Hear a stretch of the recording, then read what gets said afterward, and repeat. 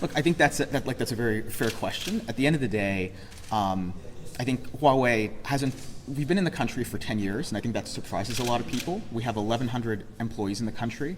I think that surprises a lot of people, and I think that it's important that, in addition to just being excellent, sellers of network equipment, we also communicate with Canadians about what we're doing and sort of the partnerships that we have. The North is a very strategic part of a strategic partnership with the United States and Canada. The United States doesn't want to do business with Huawei. How do you think this is going to fly with the United States?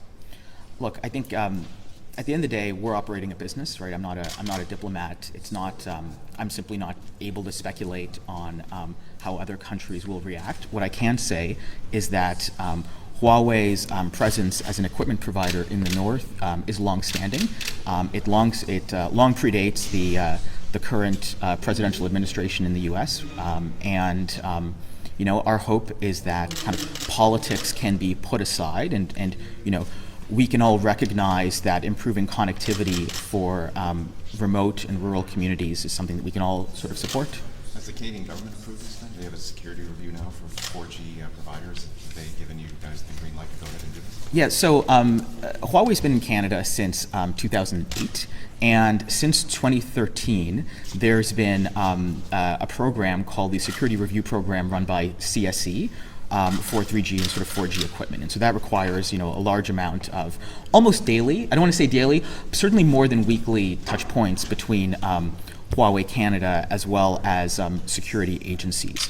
And so the equipment that is provided under this is fully compliant with the rules under that program. It's all radio access network equipment. So I think the formulation that's used is non-core equipment, and so it's very much in line with that program, and it's fairly standard to what we would have with other providers. The government has approved this? Sorry, I just want to move right to left. The government has approved this? There's no problem with government regulation? There would be no regulatory issue with this, just like there would be no regulatory issue with any one of our other commercial agreements with other wireless providers. Look, obviously this is a time of real tension between Canada and China on a number of fronts. I honestly can't pretend to know the latest status of diplomatic talks between Canada and China, what efforts have been made behind the scenes, what efforts have been made with the Americans. I simply don't know because I work at Huawei Canada. I don't work at sort of global affairs. But I think sort of generally in response to your question, the sorts of diplomatic tensions that exist can only be solved by governments, not by companies. Given this situation, does Huawei share former Ambassador John McCallum's view that it would be more advantageous to the regime to be kinder to Canada? So I think that's a very fair question. Let me be very clear. John McCallum doesn't speak for Huawei Canada. He never has, and I think Minister Freeland very helpfully clarified that nor does he speak any longer for the government of Canada. And I think all I would say is that we want to associate ourselves entirely with the views expressed by Minister Freeland that no Canadian should ever advise or counsel a foreign government to take sides in a Canadian election. It's totally inappropriate. Who's asked about the 5G? Sorry, can we just move right to left? And I promise I'll get back. Okay. Yeah. I think that's a very fair question, and I'll address it in parts. So first of all, Huawei globally operates in, I think, 170 countries, maybe a few more. And I really only have line of sight into Canada because I work at Huawei Canada. So I'm simply not able to speak to what happens globally. However, I would note that one of the global spokesmen for Huawei, Joe Kelly, denied the report, denied the allegations. But I think the bigger issue is one of trust, right? And it's at the end of the day, Huawei has been in Canada since 2008. We've worked productively with conservative governments. We've worked productively with liberal governments. We have a close relationship at the operational level with Canada's security agencies, and at no point has Huawei Canada ever received a complaint from one of our security agencies or from one of our customers about our equipment. And that's why our customers, including ICE Wireless, keep coming back to us for us to supply their equipment. Just a follow-up. Sure. Mr. Kelly didn't deny that he denied you have a presence in North Korea right now. What would you say to Canadians who are upset about Mr. Kovrig and Mr. Stavor's detention? Does Huawei Canada share Canadians' concerns that these people should be returned as soon as possible? Are the Canadian government's concerns these are arbitrary detentions? Yeah. So, look, the last thing I'm going to do is speculate on a complex geopolitical issue because I don't want to make matters worse. However, obviously, we're concerned, like all Canadians are concerned, about their well-being. And this is a time, as I said, of real tension between Canada and China, and it can only be solved by governments. And I just can't pretend to know where diplomatic talks are between Canada and China. Sounds like you're saying, we hope everybody ignores all of that other stuff and just focuses on what Huawei Canada has been doing and not all the other stuff that's out there. No, Mike, I'm not sure I accept sort of the premise of that question, right? Look, it's clear that Huawei globally was founded in China. It's also clear that most of its revenue now is earned outside of China in countries around the world, such as Canada. I think, as I said, this is a time of real tension between Canada and China on a number of fronts. I can't pretend to know the status of the diplomatic relationship, but I think that when one talks about Huawei Canada and when you consider Huawei Canada, I would say the two most important things to keep in mind are that we've been operating here legally supplying carriers since 2008, and we have more than 1,100 employees. I can tell you that if you go to our office in Canada or you go to I go to our office in Markham, this perception that it's sort of Dr. Evil's lair and we're toiling away at the latest world-ending scheme is false. It's a bunch of engineers solving engineering problems, and I think that ultimately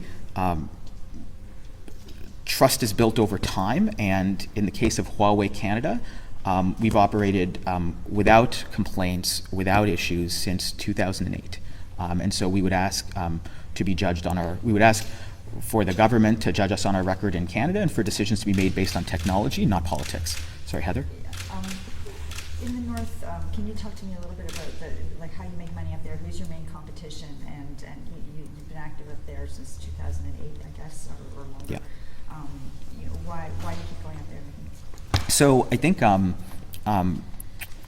we don't, because our commercial agreements are commercial and they're commercially sensitive, we don't sort of as a practice talk about kind of market share in the North, right? That's just not something that we do. However, what I can say is that Huawei has been providing equipment in the North for a long time, and we are a major equipment provider in the North.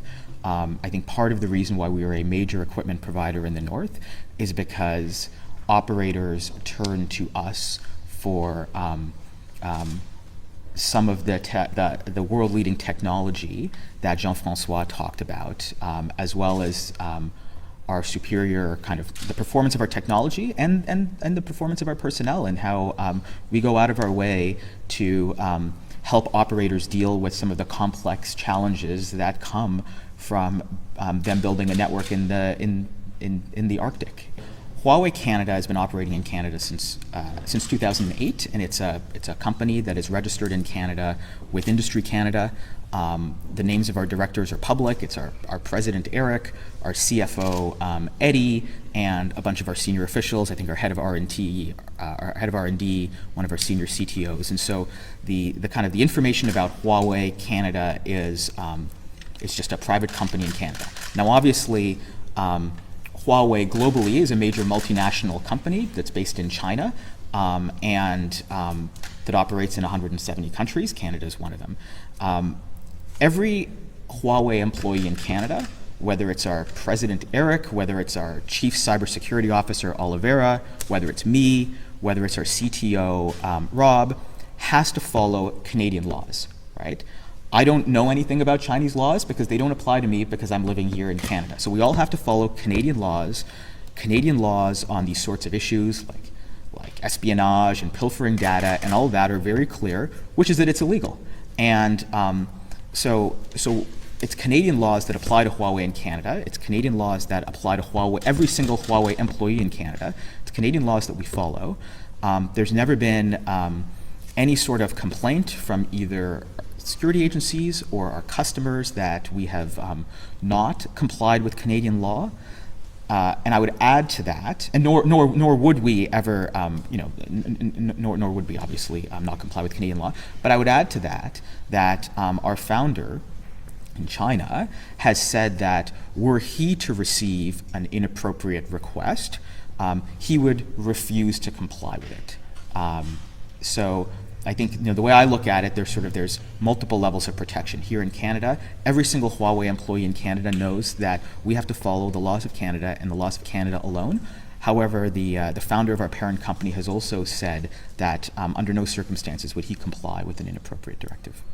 Alykhan, I just want to follow up on the Washington Post article. I know you said that your president has denied it, but somebody who's been in this type of business, you know that bad press is bad press. How worried are you that, despite the denial, that this reporter, the Washington Post, will negatively affect Canada's decision to include Huawei in the 5G? I mean, I think that the government of Canada has set forward a process by which they will make these decisions. We are respectful of that process. We're confident that, based on what reassurances we've been told, that decisions stemming from that process will be made based on technology, not politics. And so, how the ongoing kind of media coverage affects that, those are questions to ask, I think, the government of Canada. But from a Huawei perspective, we are respectful of the government's process, and it's our hope that any decision that's made is made based on technology, the rule of law, fairness, not politics.